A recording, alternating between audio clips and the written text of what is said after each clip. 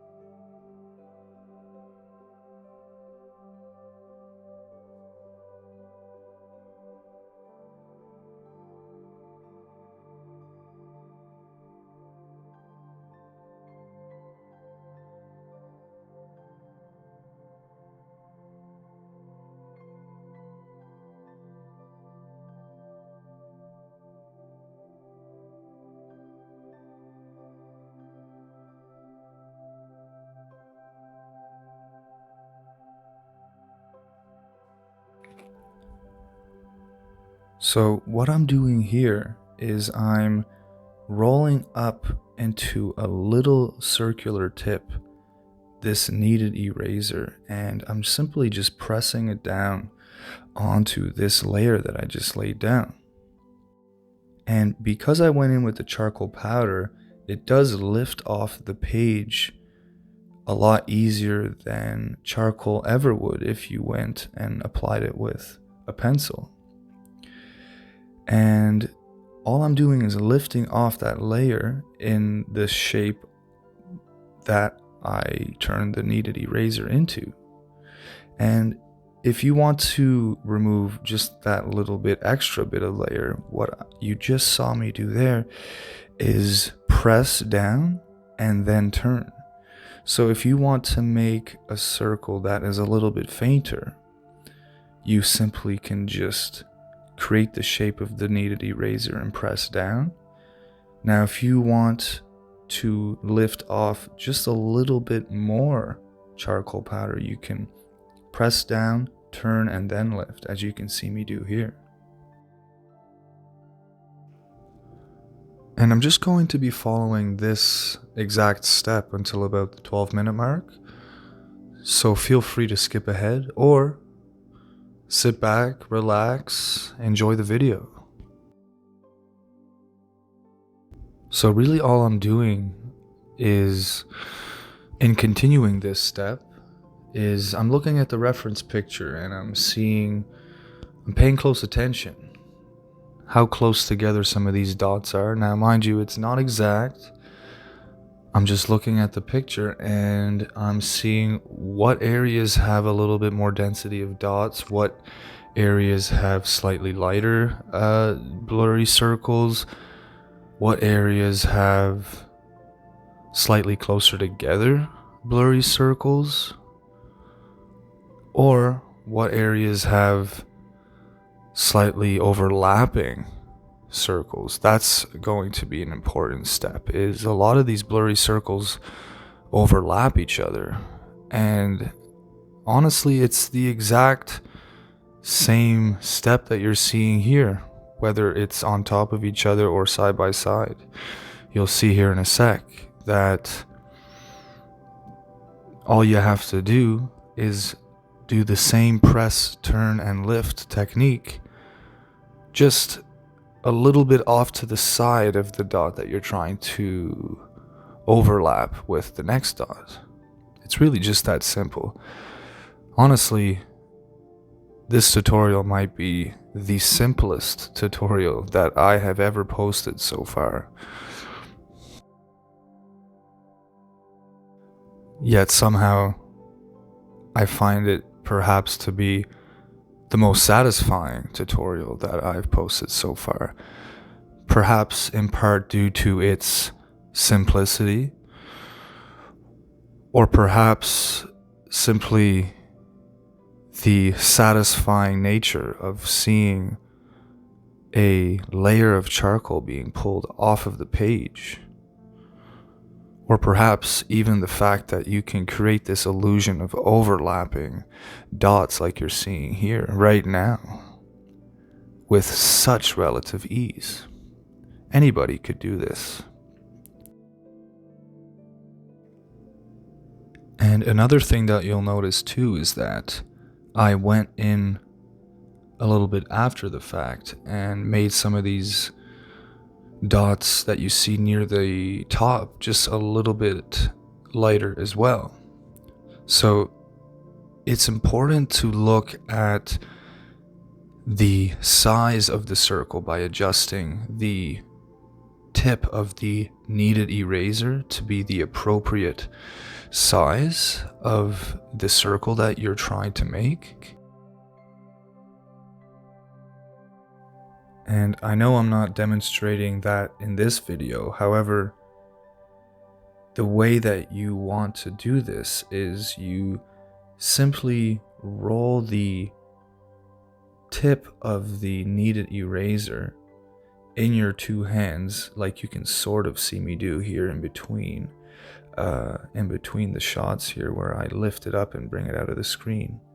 What I'm doing is I'm rolling the tip of the kneaded eraser between my two fingers or between my two hands, and immediately after I'm pressing it on a part of the table, or as you can see here, I'm flattening it with my finger so that it already has the exact shape of the dot, or of the circle rather, that I'm trying to create on the page.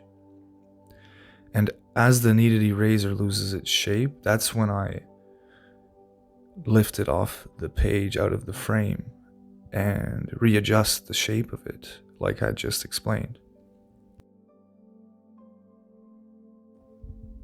And even if the kneaded eraser doesn't lose its shape, sometimes it has pulled off too much charcoal that it becomes ineffective, so you have to mess it around in your hand yet again and allow the tip of the kneaded eraser to form a new clean part that you can now more easily lift the charcoal off the page now again.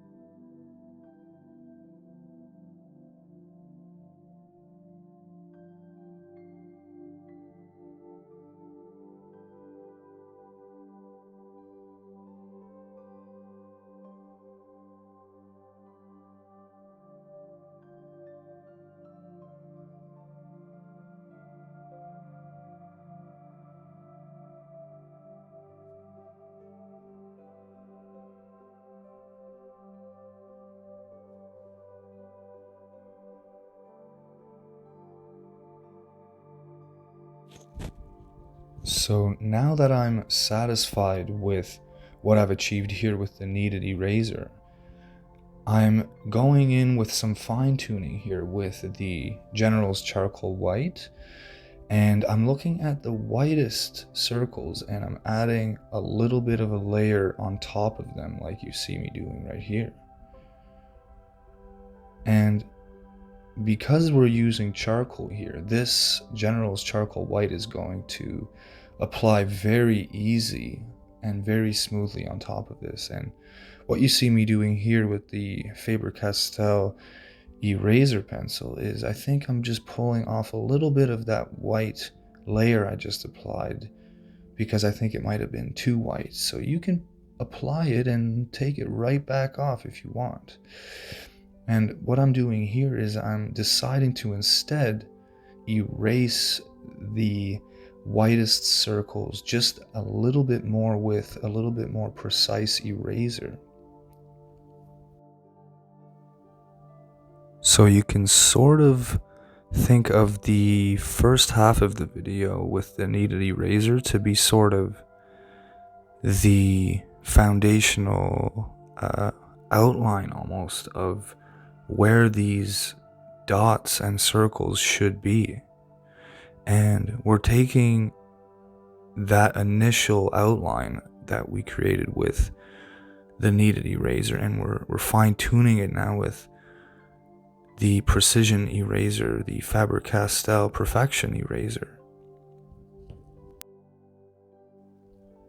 And for the rest of the video, you're going to see me pull out the General's Charcoal White a couple more times to complete that previous step that we showed you before this Perfection eraser pencil was used. Essentially, just adding a little bit of more definition around the outer layers, or the outer border of these circles rather. Anyway, that's going to be enough talking from me. I hope you all learned a thing or two from this video. I know I certainly found this one very interesting to make.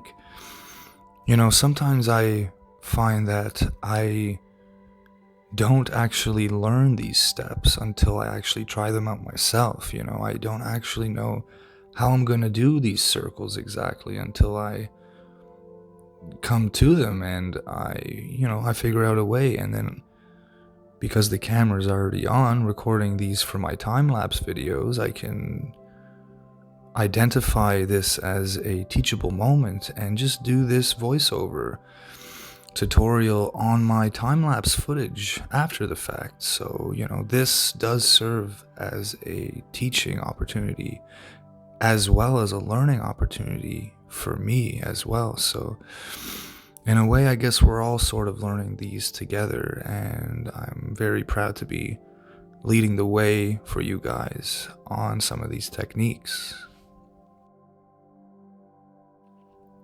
I very much appreciate you all following along, and I will catch you all in that next tutorial video.